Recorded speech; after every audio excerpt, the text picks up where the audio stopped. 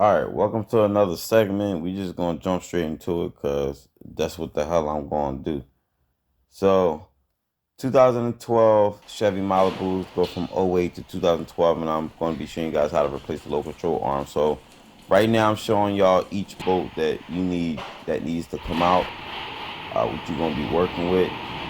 That's a nut and bolt setup, a pair, and you got the another nut and bolt for the ball joint side as well. So you're gonna be working in three different sections of the control arm, and this is just a simple process. So just pay attention and hit the subscribe button. So first thing I'm doing is, as you can see, I'm taking off an 18 millimeter bolt that keeps one part of the control arm onto the subframe. Next, I'm going to be working with trying to take off the pair, the bolt and the nut, both pairs. Well, yeah, the pair that's in the rear of the car. You got to sneak on the top part and sneak an 18 millimeter wrench in from the top. You can see from this angle how I'm doing it. You're gonna have to like maneuver that wrench in at a certain angle to get it in there, but either way, it's just a nut and a bolt. Just stop the nut from spinning on top, and you Gucci. I'm still working. I got one more. Sometimes you gotta really finesse that wrench in there to get it in there, but you'll get it in there if you keep on trying. And it's just simple as just the way I said it. And next, I'm going to be working with. I'm going to be I'm trying to remember how I did this. Actually, I had to edit it, of course. I took a pry bar and I pried out the one side of the control arm off of the subframe itself. And as you can see, I got it just dangling just like that. Now next, I'm gonna take there's the head of the bolt is a 16 and the nut is a 15.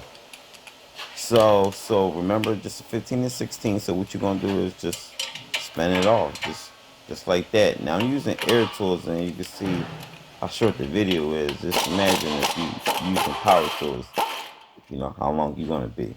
So power tools always make everything a lot faster.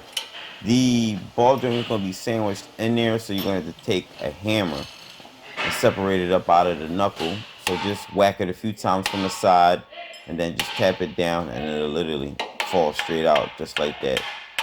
You don't need to get all intricate and start cutting stuff out or whatever. I didn't lube up nothing that you can see, nothing rusted. I just hit it out with a hammer.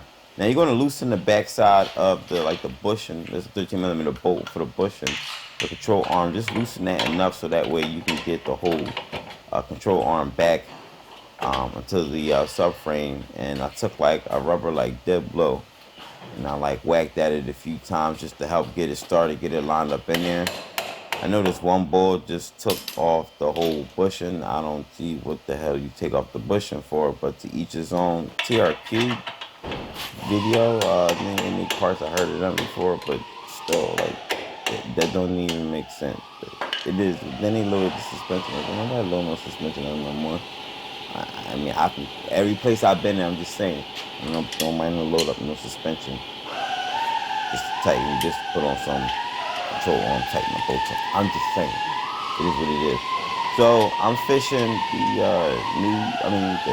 pair, nut in the bolt that's in the back of the car, and you're gonna just everything is reverse of removal. So you can go in any step you want to go. And just up to you. Let me go ahead and spark my L2 because I've been sitting on this the whole time. And I think since I'm already through the video, I might as well just go ahead and hold on, let me spark.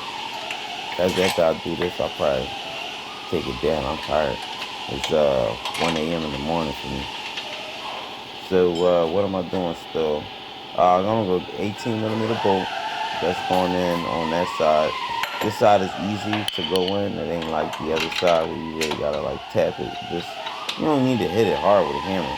You're gonna move the ball joint, the stud for it. Just see how I'm tapping it back with the rubber deadblow. Now I'm just moving it back so that way it can fit inside of the like the bore, like the hole that the ball joint itself rests in. And can't get it in, you gotta adjust it. Just the way I did it. And then you're gonna need a jack if you want, or a rubber deadblow like me. And I hit it back into the knuckle, and you're gonna hit it up all the way until the ball joint to the boot look like it's sandwiched up. If it's sandwiched up, then slide your bolt in. If you can't get your bolt in, then you're gonna have to hit up on. See how I just hit up at the bottom more, just to get the bolt to go through. And simple, simple, just like that. Now, next, that's gonna be tightening my 18mm bolt. There's a nut on the other side, but that nut has it's like stays in a position. The nut can come out. It ain't gonna like literally fall out, so we don't have to worry about putting the the nut in on that side. And I want to tighten up the pair. I thought I tightened up the pair. I think what I did was just set it up and left it loose. So I just tighten up afterwards. And this is the part where dude I saw load up the suspension, and I'm not like coming at nobody for like loading up the suspension. I'm just saying, we're not in the 80s no more. We're not in the 70s no more. I'm just saying, don't nobody load no suspension. I never saw nobody load no suspension. I mean, maybe when I was younger, but I'm just letting you know that don't nobody do that though. That's just a thing in the past.